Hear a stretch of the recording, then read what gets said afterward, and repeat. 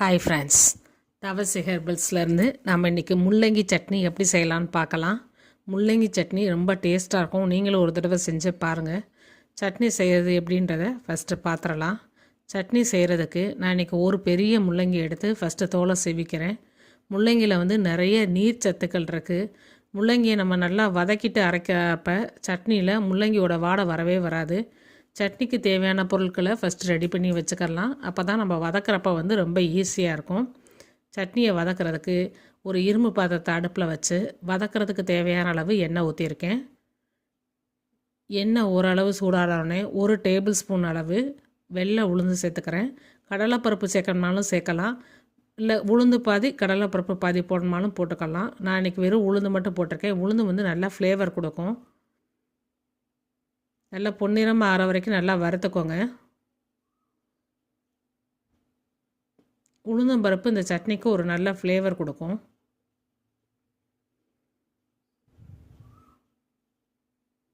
உளுந்து ஓரளவு வதங்கினோடனே அதே எண்ணெயில் வந்து ஒரு 8 பட்டை வத்தலை சேர்த்துக்கிறேன்.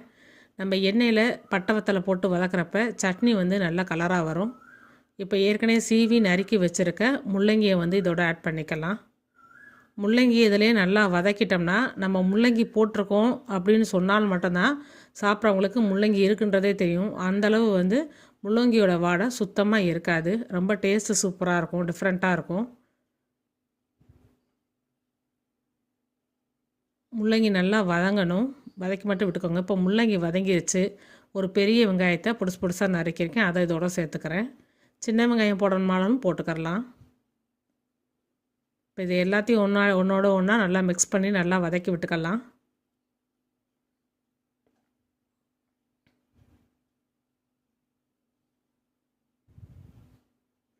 இப்போ 2 பெரிய வெள்ளை பூண்டை வந்து இதோட சேர்த்துக்கிறேன். பொடுசாக நறுக்கி போட்டுக்கிறேன். தோலெல்லாம் எடுத்துட்டேன். இப்போ இதையும் நல்லா வதக்கிக்கிடலாம்.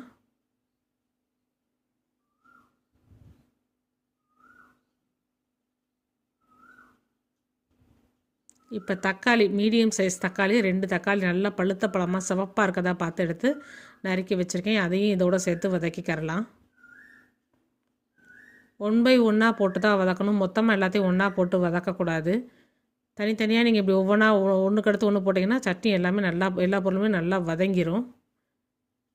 இப்போ இது கூட ஒரு கைப்பிடி அளவு தேங்காய் எடுத்து நறுக்கி வச்சுருக்கேன். இதோட சேர்த்துக்கிறலாம். அதையும் ஒன்றா மிக்ஸ் பண்ணி விட்டுக்கரலாம்.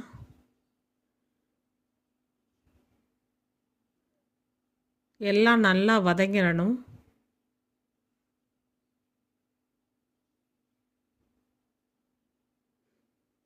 இப்போ இந்த ஸ்டேஜில் ஒரு கைப்பிடி அளவு கொத்தமல்லியை வெறும் வேரை மட்டும் கிள்ளிட்டு நல்லா கழுவி வச்சுருக்கேன்.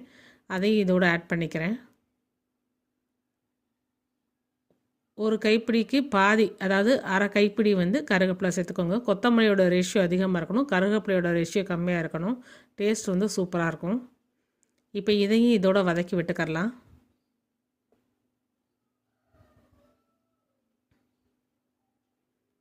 கொத்தமல்லியில் கருவேப்பிலை போட்டோன்னே அது நல்லா சுருண்டுரும், உடனே சுருண்டுரும், ரொம்ப நேரம்லாம் எடுக்காது. இரும்பு சட்டியில் சட்னி வதக்கிறப்ப வந்து நல்லா அந்த புல்லை போகிற பொருள் நல்லா வதங்கிடும். மித்த பாத்திரங்களை காட்டிலையும் வதக்கிறதுக்கு வந்து நம்மளுக்கு இரும்பு சட்டி வந்து நல்லா வதங்கும். ஹீட்டு வந்து ஈவனாக ஸ்ப்ரெட் ஆகும்ன்றப்ப வந்து நமக்கு சட்னிக்கு நம்ம வதக்கிற எல்லா பொருளும் ஈவனாக வதங்கிடும். இப்போ எல்லாம் ரெடி ஆகிடுச்சு. இந்த ஸ்டேஜில் இதுக்கு தேவையான உப்பு ஆட் பண்ணிக்கலாம். அவ்வளோதான், நம்ம சட்னி ரெடி ஆகிடுச்சு. இது ஆறவும் ஒரு மிக்ஸி ஜாரில் போட்டு நல்லா அரைச்சிக்கலாம். இந்த சட்னி சாதம், இட்லி, தோசை எல்லாத்துக்குமே நல்லாயிருக்கும். நீங்களும் செஞ்சு பாருங்கள். உங்கள் கருத்துக்களை எங்களுக்கு பதிவிடுங்க. எங்கள் சேனல் லைக் பண்ணுங்கள், ஷேர் பண்ணுங்கள், சப்ஸ்கிரைப் பண்ணுங்கள். நன்றி, வணக்கம்.